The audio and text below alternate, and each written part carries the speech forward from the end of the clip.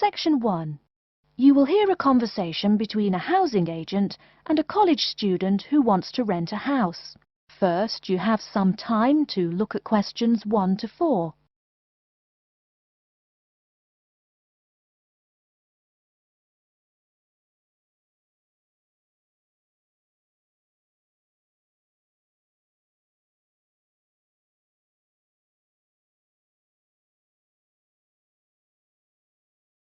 You will see that there is an example which has been done for you.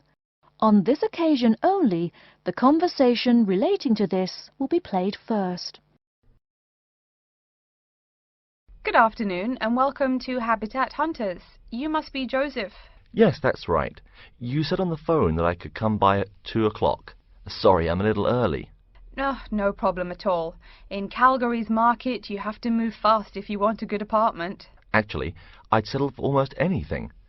I've been here 10 days and the hotel is ruining me. My father has me on a strict budget. Sit right down here now, sir. Let's talk a little about the places before we go have a look. Now, we have 4 apartments available. Okay. Could you tell me more about those 4 apartments? Sure. The first one is on Beetle Road, just a block off campus. It's a 3-bedroom with a bathroom and a living room and a great Italian restaurant right next to it.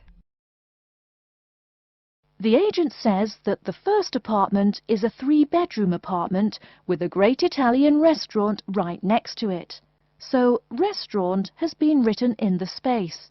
Now we shall begin. You should answer the questions as you listen, because you will not hear the recording a second time.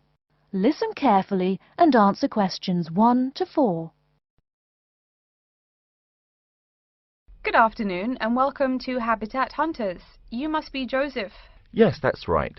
You said on the phone that I could come by at 2 o'clock. Sorry, I'm a little early. No problem at all. In Calgary's market, you have to move fast if you want a good apartment. Actually, I'd settle for almost anything. I've been here 10 days and the hotel is ruining me. My father has me on a strict budget. Sit right down here now, sir. Let's talk a little about the places before we go have a look. Now, we have 4 apartments available. Okay. Could you tell me more about those 4 apartments? Sure. The first one is on Beetle Road, just a block off campus. It's a 3-bedroom with a bathroom and a living room and a great Italian restaurant right next to it. How much? Well, it's $435 a month, including internet and utilities. Okay, that sounds reasonable. Any drawbacks to the house? There's a really big garden, but it hasn't been taken care of over the years and is just too big to clean up nicely. That sounds okay. Tell me about the next option. The other 3-bedroom apartment is on Oakington Avenue on campus. It is right near the building where you have classes, and the kitchen and living room are newly furnished. Wow, that sounds like a pretty good option. Well, it is a cool apartment, but since it's a dormitory, the living room, bathroom, kitchen and washing machine are all shared. It would be nice not to have to buy living room furniture, though. And how much is this one? $400 per month for a bedroom with an air conditioner. For a bedroom without an air conditioner, you would pay less, $340 for it. Yikes. Even with the air conditioner, it sounds really inconvenient to have to share facilities. I'll never cook if I have to walk down the hall to use the kitchen. Yeah, that's true. Before you hear the rest of the conversation, you have some time to look at questions 5 to 10.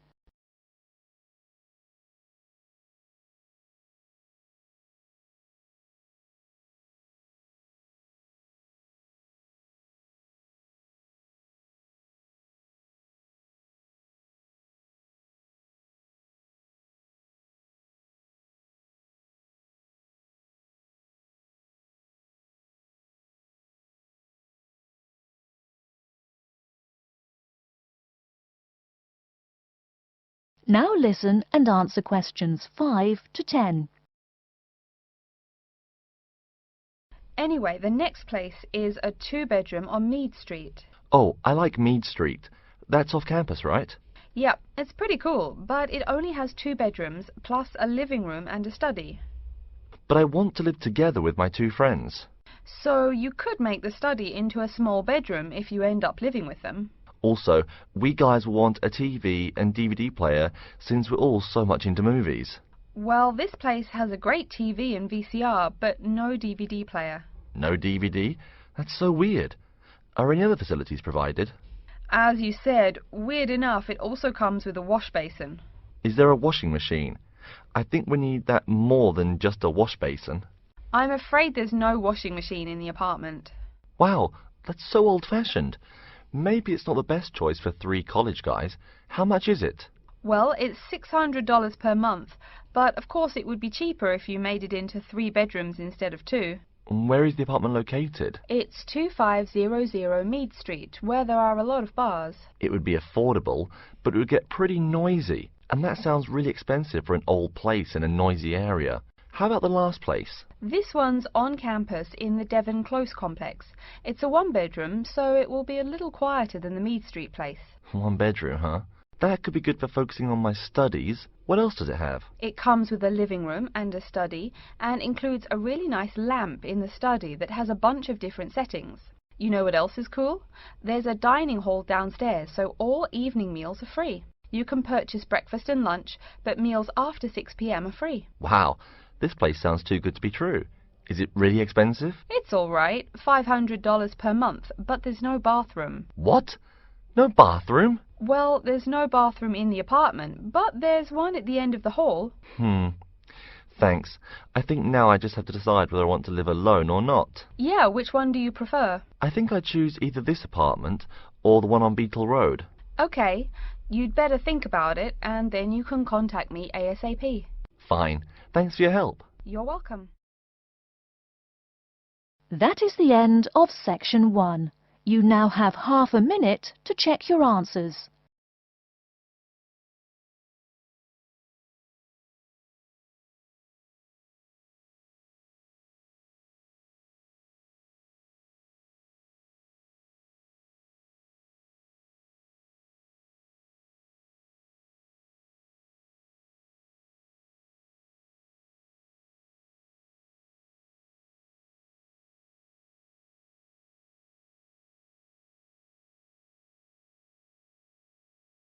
Now turn to section 2. Section 2. You'll hear a talk about the waste collection in Baltimore. First, you have some time to look at questions 11 to 15.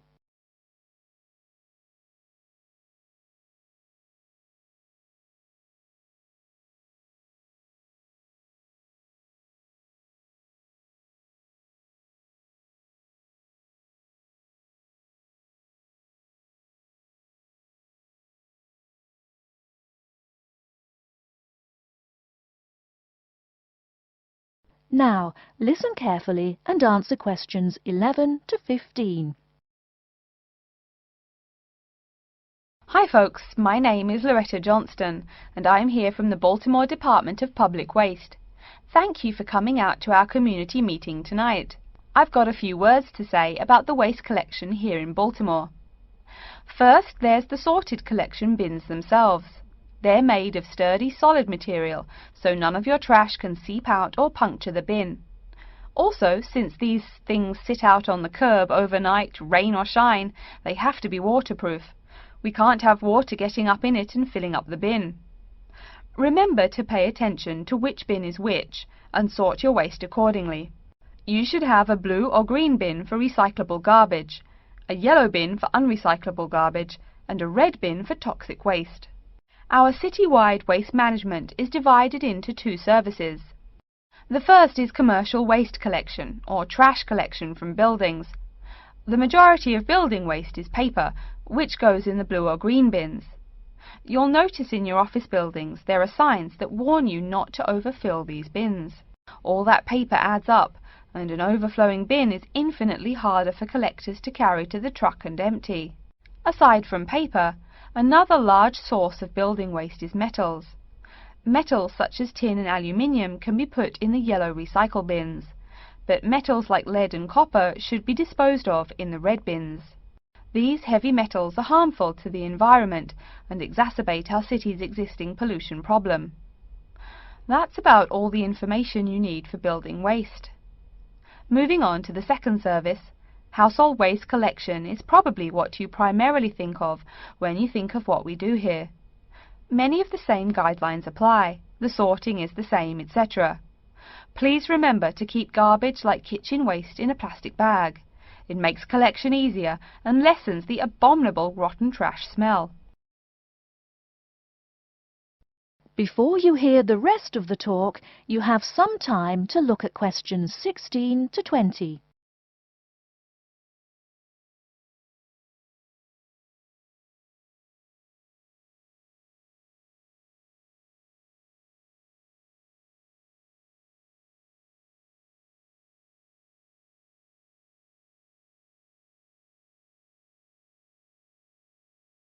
Now listen and answer questions 16 to 20.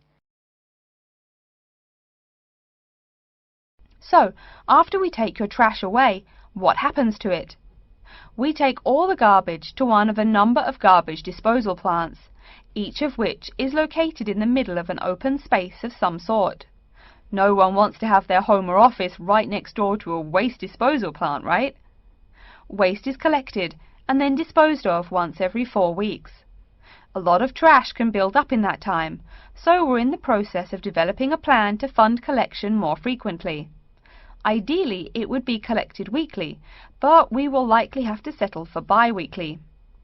The garbage trucks make their rounds to clear the bins at night in order to avoid traffic.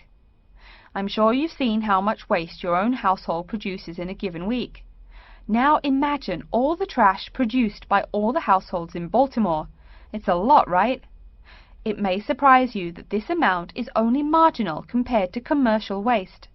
Yep, the main waste producers are actually businesses, industrial facilities, retail and offices. Hard to believe humans produce that much waste, right? No wonder we have pollution problems. Anyway, after all incoming waste is sorted, recyclables are sent to a recycling plant, while garbage and toxic waste are transported to their respective areas of the plant for treatment. Items such as stones, which should not be disposed of in our bins, are separated out and discarded. Once the trash has undergone the treatment process, it is compacted and disposed of with all the other trash. And finally, when the landfill space is full, it is buried deep underground, and in time, something new is built on the land. That's everything about waste collection. Thank you for listening. Are there any questions? That is the end of section 2. You now have half a minute to check your answers.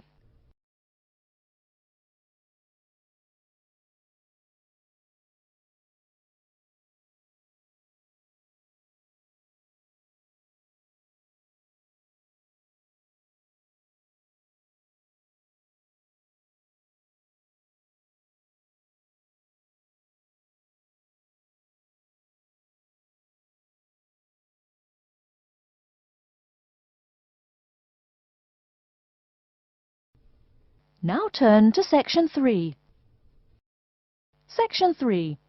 You will hear a librarian called Adam Smith talking to the students about how to use the facilities in the library. First, you have some time to look at questions 21 to 26.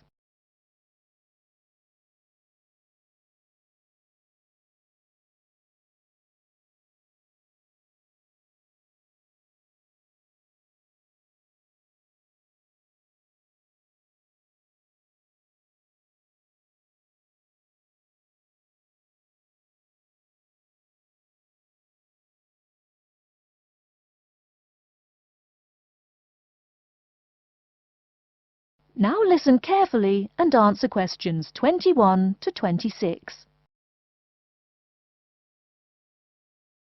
Welcome. Please come in and gather over here around the tables. My name is Adam Smith, and I'm the librarian here. I'll show you around today and explain how to use these facilities. Hopefully, when I'm done with it, you'll know the ropes.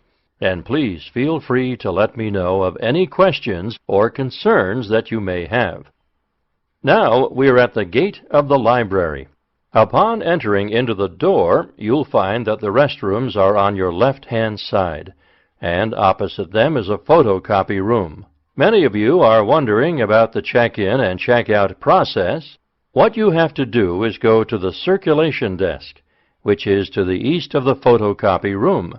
The reading room is a really large area in the center of the library, just to the north of the circulation desk. I'm sure you won't miss it. If you're here to do research, this is where you should bring books to look through. However, if you're here to do any group projects or other interactive activities, I advise you to use one of the study rooms, which are just to the east of the reading room. Moving on to the southeast corner, we have the periodical section, just next to the study rooms. We have a collection of different newspapers and magazines in this section. You can get last week's weather reports, or all the top stories 5 years ago. Our periodicals can be traced back 20 years to the time when our school library was built. Our first question. Yes. Can we check out magazines from the library? I'm sorry, but you cannot take any periodicals out of the library. You're welcome to read them for as long as you want while you're here, but you cannot check them out. I wonder if there is any place where we can get some food in the library. Do we have a store here? Of course. The Food Service Center is just meters away from the study rooms. It's on the northeast corner as you look at the map. The Food Service Center offers different kinds of snacks, though it's not big. Well, moving on along to the west, you will find the Video Resource Center on your right hand. We have educational videos and documentaries, as well as major motion pictures. We ask that you pay attention to the tag on the video that you pick up, as many of our documentaries are for on-site viewing only and may not be taken out of the library. To the west of the Video Resource Center is our satellite TV station. Here we stream the news from Channel 19 for most of the day. How many channels does it have? It does have nearly 200 channels, but we generally will give top priority to channels with some big events, like presidential addresses or other breaking news. During the coverage of the presidential debate, students will take a break from studying and flock to watch it. Last, but perhaps most important, is the inquiry desk.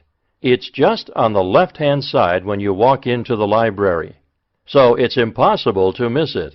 If you have any questions about how to use equipment or where to find something, come and ask the assistant. Don't be shy, because that's what they're here for.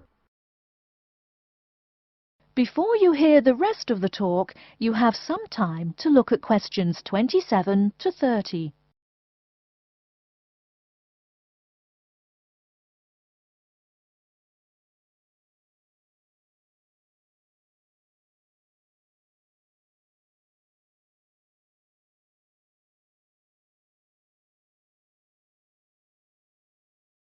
Now listen and answer questions 27 to 30. Speaking of questions, one of the questions we get asked is how to actually check out a book once a student has picked one out. If it's a fiction or non-fiction book, look for the pink and yellow checkout card inside the back cover of the book. You can also find information about the book on these cards, including its publishing date, genre, ISBN, and a log of dates it's been checked out before. Present this card to me or any library assistant, and we'll stamp it, and then the book can be kept for 3 weeks. You can find general information on a field of study by using one of our subject guides. We have them on paper here, but any of our computers will allow you to search within fields as well. What if the library doesn't have a resource we're looking for? Great question. I'm going to address that. Our library is a network with a number of other universities in the area, so if there is something you're looking for and it's available somewhere in the area, we'll be able to get it for you. However, there are universities which are not part of the network, so we do not share resources with them. If you want more information about the library and its resources, you'll find it in a labeled blue folder on my desk in the Enquiry section. Okay, so that's a lot of information all at once, and I don't expect you to remember it all. The most important thing is please be respectful of the staff, and if you need help with anything at all, come and ask me or one of the assistants. All right. Any questions? That is the end of section 3. You now have half a minute to check your answers.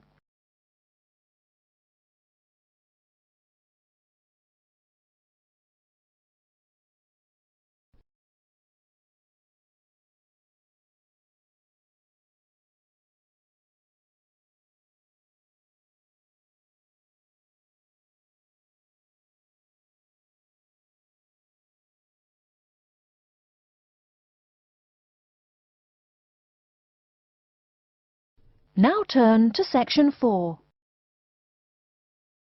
Section 4. You will hear a lecture about Crocodylus niloticus and its living habits. First, you have some time to look at questions 31 to 40.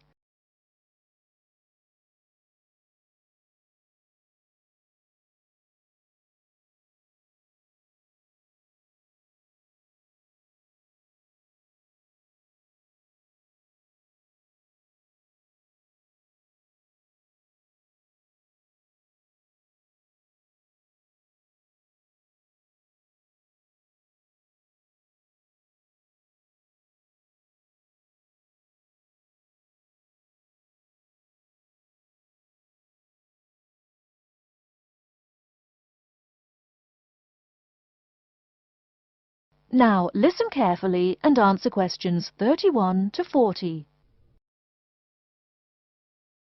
Good morning. Today we will continue our study of Crocodylus niloticus by talking about its living habits. We've already discussed the evolutionary attributes that set it apart from its crocodile relatives. Does everyone remember that? Yes, it has an extremely narrow snout and 3 or 4 rows of protective scales on its back, as compared to 2 rows on other members of the Crocodylus genus. Let's take a look at how these carnivorous man-eaters live, where they live, and finally, whether they really deserve their vicious reputation. To start, I'd like to address a great question posed to me by a student during yesterday's office hours. We talked about the distribution of crocodiles in Africa and saw that they are highly concentrated in the south and west of the continent. This student noticed that on the map displaying the distribution of crocodiles across Africa, there were no crocodiles in the northern region, and found no mention in the literature of the existence of crocodiles in the north of Africa. Why might there be no crocodiles in North Africa? Let's save this question for later in the lecture. To find out more about the social habits of the African crocodile, one researcher named Tara Shine of the University of Ulster in Northern Ireland conducted a survey of the wetlands in Mauritania and received reports of 46 crocodiles living in one group, or float as we say when referring to crocodiles, though the usual number is a little less than half of that. In general, crocodiles are more highly concentrated in wet subtropical environments near bodies of water and rich vegetation. While South American crocodiles thrive in cool rainforests, the African crocodile is more equipped for heat. Though they can survive at the hot temperatures found in some deserts, they are not equipped to handle dry climates and thus cannot survive in places like the Sahara Desert of North Africa. As cold-blooded animals, crocodiles' core temperatures fluctuate from their average of 38 degrees Celsius as external conditions change. Thus, they need to avoid extreme temperatures. Others live an underwater life, keeping a body temperature close to that of the water. As their own unique method of regulating their body temperatures, some African crocodiles have made dens by digging holes in the ground to provide themselves with a cool, dark place to retreat from the hot African sun. Speaking of the hot African sun, let's go back to the question asked at the beginning of the lecture. We know that there used to be crocodiles in northern Africa, yet today there are none. What are some possible explanations for this? Some students have suggested that the African crocodile has evolved from a desert creature into a wetland creature, thus causing them to migrate south for more appropriate conditions. Others presume that the crocodile was hunted out of northern Africa by a fiercer predator. While these are intelligent guesses, the real story is a little bit different. The key to this migration is that the Sahara Desert did not always cover the north of Africa. About 8,000 years ago, the land was fertile wetlands, perfect for breeding crocodiles. Over time, though, the area dried out and the wetland slowly turned to desert, leading the African crocodile to migrate south to the marshlands they call home today. Some crocodiles did, however, adapt to living in dry conditions. In Mauritania, some crocodiles have learned to survive in an area where they can go up to 8 months with no water, by spending the driest of times in what's called a torpor, or short period of hibernation. To utilize every bit of rainfall, these desert crocodiles dig underground caves that collect runoff, thus staying cool and hydrated. During the mating period in November and December, males attract females to their viciously protected territory through a number of behaviors that range from snapping their jaws all the way to sending infrasonic pulses through the water. Afterwards, the female digs a hole up to 60 centimeters in depth to store the eggs for an 80-day incubation period. The female protects these eggs during the period, and sometimes even helps crack the eggs with her snout at the end. These teeth-gnashing carnivores are softer than we think. Although these vicious creatures have attacked humans on a few occasions, the residents are not afraid of them. In fact, they show a great deal of reverence towards these wondrous creatures. Some say that crocodiles bring water to their habitat, so if they leave, they will bring the water with them. Obviously this is not true, but it demonstrates the admiration the inhabiting people have for crocodiles. Generally, crocodiles do not predate on humans. They attack when humans populate the crocodile's habitat, instilling fear and uneasiness in the crocs. Like any other species, crocodiles are known to attack when feeling fear. There's still a lot more to be discovered about the African crocodile. Researchers want to know more about the population size, how many crocodiles inhabit Africa in all, how they form separate floats, etc. There is still also much to learn about migration patterns and relations to other populations of crocodiles now found in other parts of the world. Next time, we'll examine a few specific case studies of crocodile populations in southern Africa. That is the end of section 4. You now have half a minute to check your answers.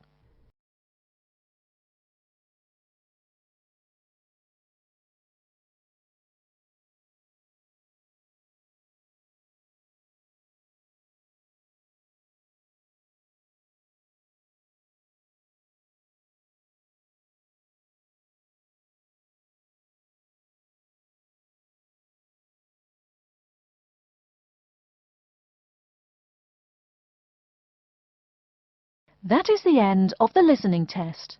In the Ielts test, you will now have 10 minutes to transfer your answers to an answer sheet.